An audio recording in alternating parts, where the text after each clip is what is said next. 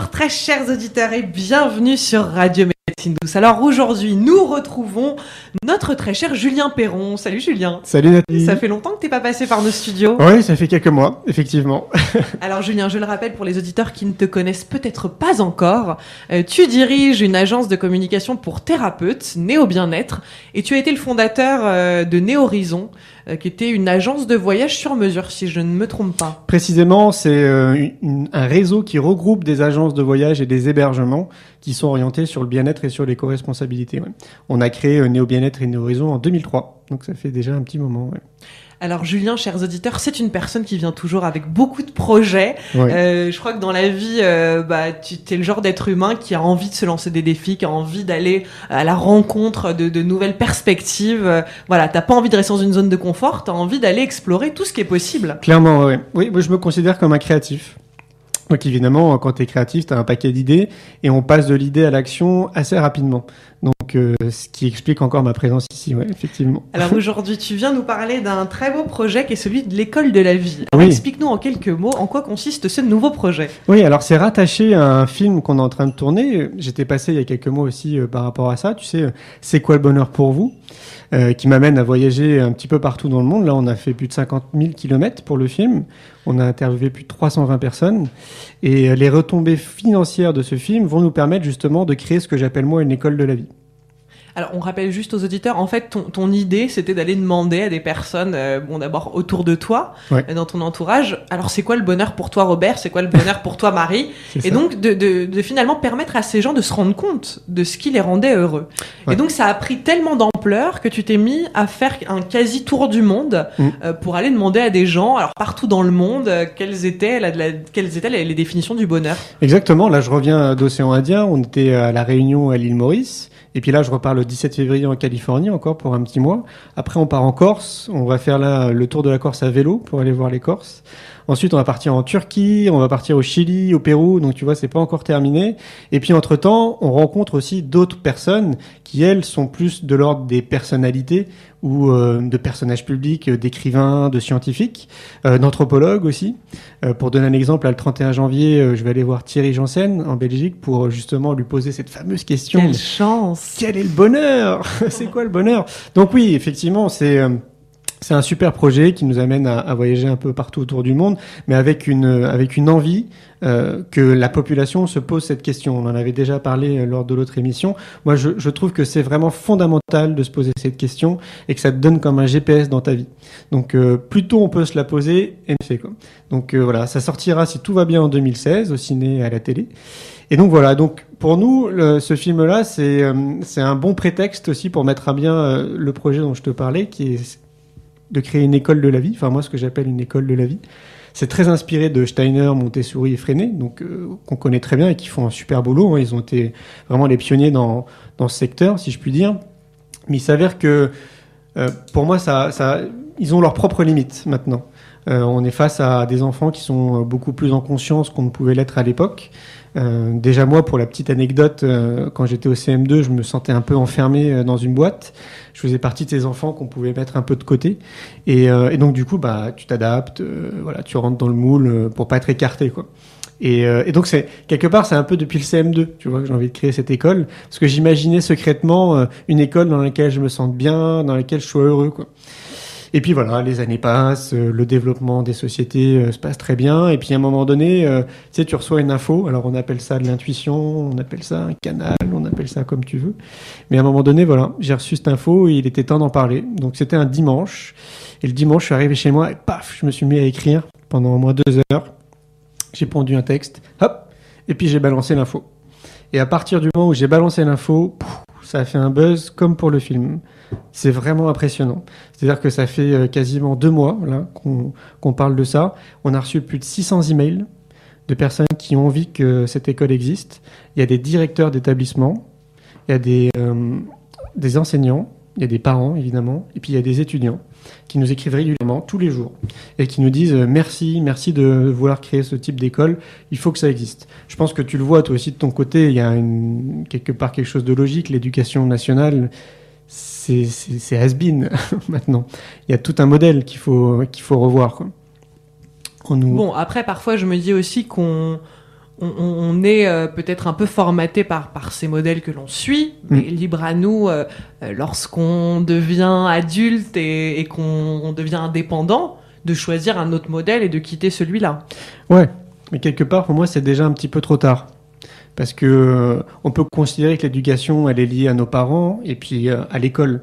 On est quand même quasiment 6 à 8 heures par jour à l'école. Bien sûr. Donc c'est quand même un terrain qui est assez important. Et de mon point de vue, je trouve que l'école nous met en compétition, nous bloque de notre liberté, de notre créativité. Et surtout, nous pousse pas à avoir cet esprit de curiosité et à aller voir au-delà de ce qu'on nous dit. On nous dit, voilà, la vérité, petit gars, elle est comme ça, elle est pas autrement, quoi. Donc si toi, pour peu que tu sois curieux et que tu aies d'autres idées, on te dit non, c'est pas comme ça, c'est comme ça, quoi. Bon, après, heureusement que même dans ce système-là, tu as des enseignants. Moi, je sais que j'ai eu, alors je sais pas pour toi, mais des enseignants très inspirants qui, au contraire, ne correspondaient pas exactement à ce formatage-là et qui donnaient envie aux élèves d'être eux-mêmes, en fait, d'être authentiques, d'aller vers ce pourquoi ils vibraient, ce pourquoi ils étaient talentueux, et même si ça ne correspondait pas à l'idée que se faisaient les parents d'une future carrière pour leurs enfants. Oui, je suis d'accord. Alors, pour être très honnête, quand même, moi, j'en ai peut-être eu un ou deux. Hein. Non, c'est ça se compte pas en milliers, c'est clair. Non, parce que si les enseignants et les directeurs nous écrivent, c'est qu'il y a aussi un malaise auprès d'eux directement. Ce sont les premiers à le dire. Ils se sentent dans une entreprise, quoi. Tu vois, ils se sentent vraiment pieds et poings liés. Ils arrivent pour la plupart très motivés, parce que passionnés, et parce qu'ils ont envie de transmettre. Et au final, ils se retrouvent dans une entreprise avec des directives qui sont flippantes pour les enfants. Donc non, on peut pas continuer à avoir un système éducatif comme ça. Pour moi, c'est juste pas possible, quoi. Alors justement, si tu as eu cette idée de l'école de vie, alors en quoi ça consisterait une école de la vie ? Alors, ce qu'il y a, c'est que on peut pas tout dire. Parce que, alors, tu sais qu'il y a déjà quand même 700 écoles alternatives en France, donc c'est quand même pas rien. Je trouve que c'est un beau chiffre et c'est encourageant. Moi, le modèle d'école que j'imagine, il va au-delà de ce qui existe déjà. Donc, c'est beaucoup plus qu'une école. Après, oui, alors, il y a à mon avis des basiques pour moi. Tu vois, la méditation, par exemple, je pense que faut que ça devienne obligatoire à l'école. Comprendre tes émotions, les émotions qui te traversent, te comprendre toi. Qui tu es, qu'est-ce que tu fais là, comment tu fonctionnes, est-ce que tu es, je sais pas, plus auditif, est-ce que tu es plus visuel, comment tu vas apprendre, tu vois, parce qu'au finalement on est quand même tous différents aussi face à ça, donc bien comprendre finalement l'enfant, comment il est, et puis après la vie, c'est quoi les plantes, c'est quoi une forêt, qu'est-ce qu'il y a dedans, comment ça fonctionne, comment on peut cultiver des fruits et des légumes, quels effets ça peut avoir sur nous. Les pierres, tu vois, les minéraux, ça aussi, c'est pareil, c'est très important. L'astrologie, enfin, plein de choses qu'on nous apprend pas à l'école et qui, à mon sens, justement, c'est que du bon sens. On devrait t'apprendre ça, t'apprendre la vie, quoi. C'est quoi la vie ? Voilà. Évidemment, avec un cadre, hein, qu'on soit bien d'accord. Évidemment, il faut l'orthographe, tous les basiques, quoi. Tu vois, la géographie, l'histoire, etc. C'est sûr qu'il faut tout ça, mais tout ce qu'on fait pas, découvrir son corps. Comprendre son cerveau, aller dans les arts, tu vois, peut-être se découvrir aussi par les arts, ça peut être la peinture, enfin bref, il y a énormément de choses, à mon sens, qu'il faut vraiment mettre en pratique pour l'école, et c'est juste une petite goutte, ce que je dis, il y a plein d'autres choses à faire.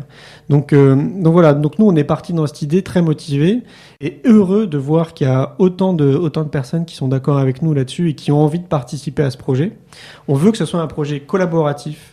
Donc le meilleur exemple qui me vient à l'esprit, c'est Auroville, dans le sens où ils ont construit Auroville de manière collaborative. C'est-à-dire que, je ne sais pas si tu as suivi ça, mais la plupart des personnes qui ont participé à ce projet venaient des 4 coins du monde bénévolement et ont apporté leurs compétences. Pour certains, ça peut être un charpentier, d'autres un menuisier, un miroitier, un architecte, peu importe. Mais ils se sont sentis investis à un moment donné pour que Auroville existe.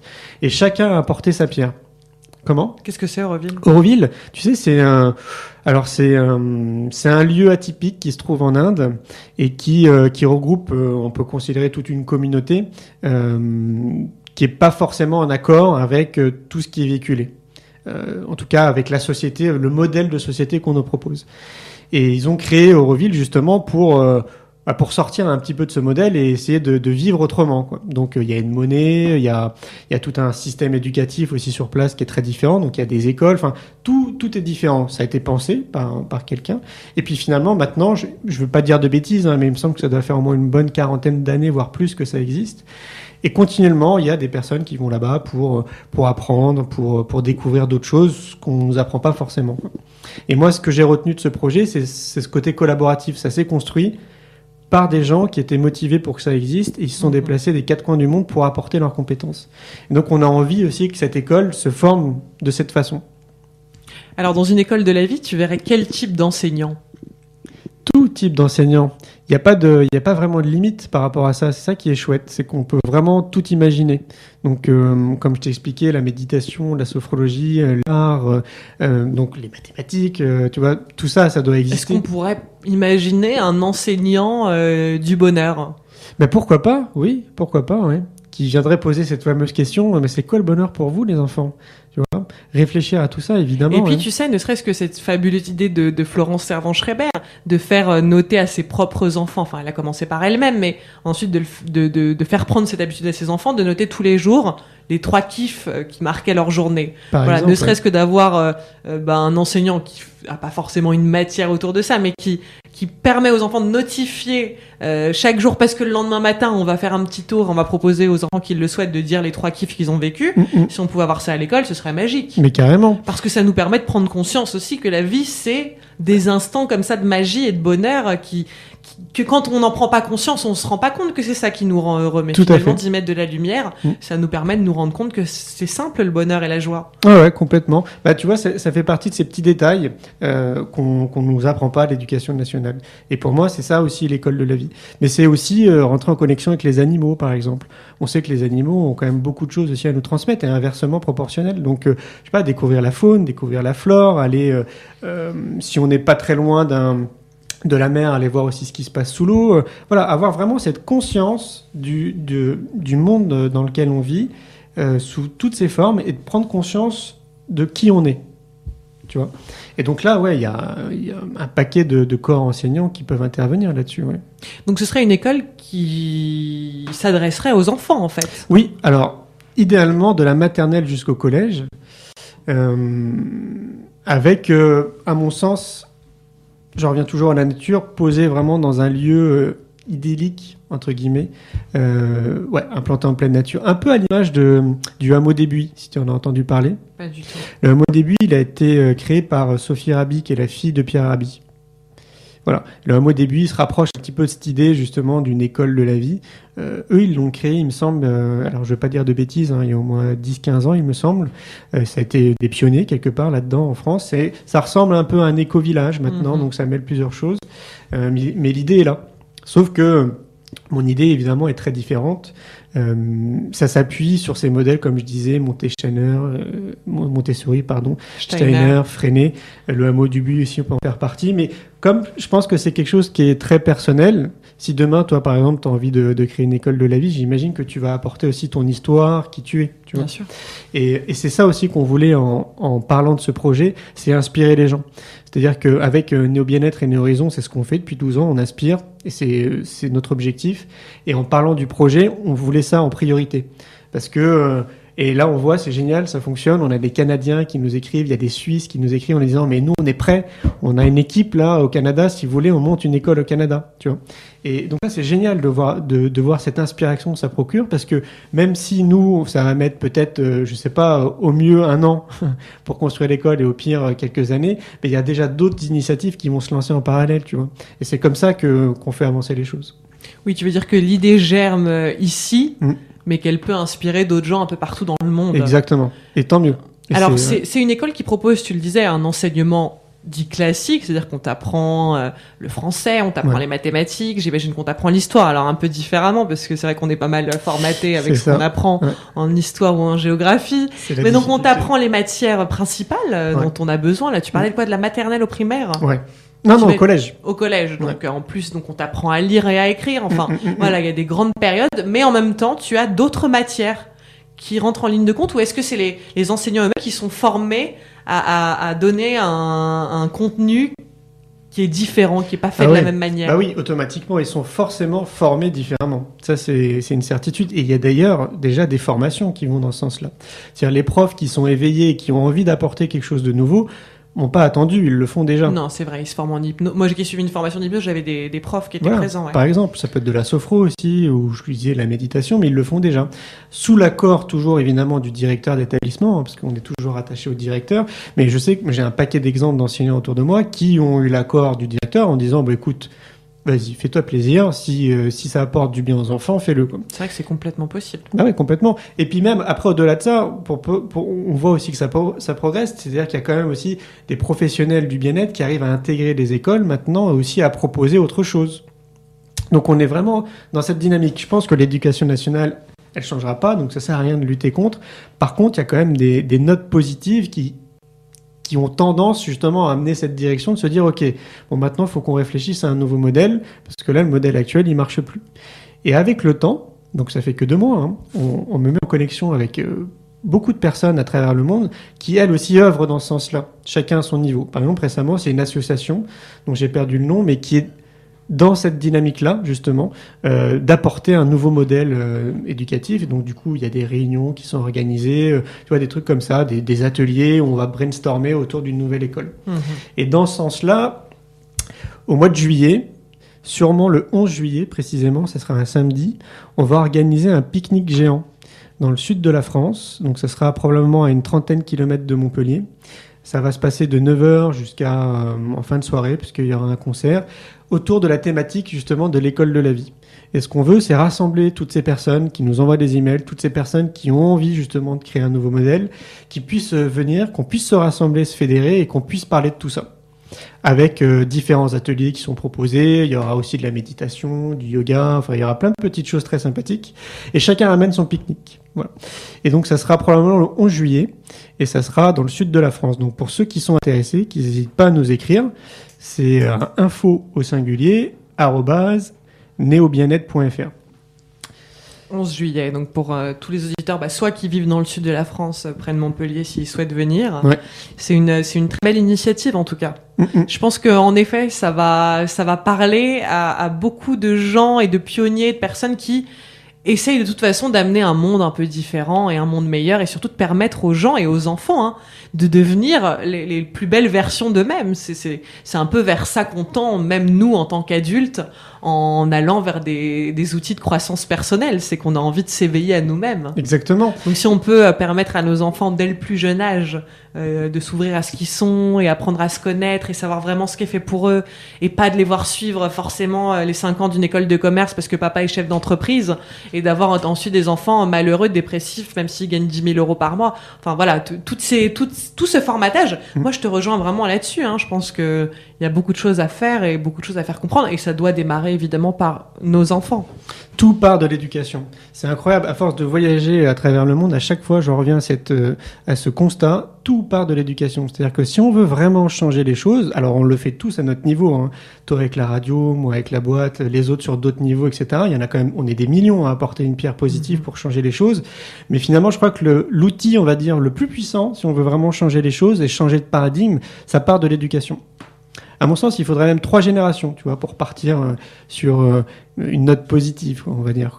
Et alors, ce qui est bien aussi, c'est que je découvre qu'il y a d'autres initiatives qui existent, évidemment, dans d'autres pays. Personne ne m'a attendu aussi par rapport à ça, avec parfois des choses qui sont intéressantes, d'autres un petit peu moins.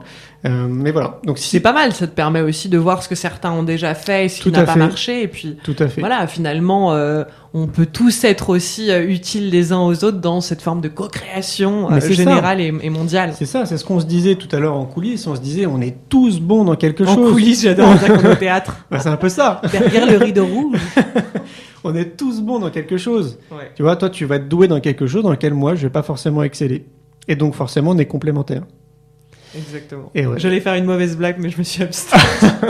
Et le pique-nique sert à ça. Mais du coup, on imagine aussi à d'autres choses, parce que le pique-nique, ça va être aussi un moment festif. Et on se dit, pourquoi pas aussi faire des soirées, tu vois, des soirées, on va se retrouver avec des personnes qui sont aussi très intéressées par ce nouveau modèle d'école, et on va partager ensemble des idées. Voilà. Ça peut être aussi une idée. Donc Des soirées dansantes ou... Bah pourquoi pas aussi, ouais. Bon, bah, si c'est des soirées dansantes, je crois que je serai là. Tu seras là, cool. Donc c'est le 11 juillet, donc les gens peuvent peut-être se rendre sur un site internet pour en savoir un peu plus. Alors pour le moment, on a créé effectivement une page qui s'appelle l'école de la vie sur le site de Néo-Bien-être, c'est www.neobienêtre.fr. Et puis bientôt, incessamment sous peu, on va créer une page pour l'événement qui va probablement s'appeler pique-nique géant autour de l'école de la vie, quelque chose comme ça. Mais voilà, la date en tout cas a été fixée, c'est le 11 juillet, chacun amène son pique-nique, et puis sur place, vous verrez, il y aura plein de surprises, ça va être très sympa. Génial. Donc on peut, tu l'as déjà dit, te contacter aussi par mail si les gens ont envie de rebondir sur cette émission. Est-ce que tu pourrais nous redonner ton adresse, Julien ? Ouais, c'est info@neobienêtre.fr. Et donc on peut évidemment te suivre sur Facebook parce que tu es très très actif. On est de cette génération à être à fond sur les réseaux sociaux. Alors moi je suis encore un peu en retard quand je vois tout ce que tu fais par jour. Waouh, c'est impressionnant. Ouais. Il y a des jours où j'ai envie de poster beaucoup, il y a des jours où j'ai pas envie. Mais alors toi, t'es d'une régularité. Ouais. Franchement, félicitations. Mais c'est important, tu sais, la régularité quand tu es chef d'entreprise. C'est très important. Mais je ne suis point régulière. Ce n'est pas une qualité que j'ai. C'est pour ça qu'on est complémentaires. Voilà, exactement. Bon, en tout cas, chers auditeurs, on espère que ça vous aura inspiré de chez vous et que ça vous parlera. Ouais. N'hésitez pas à nous contacter.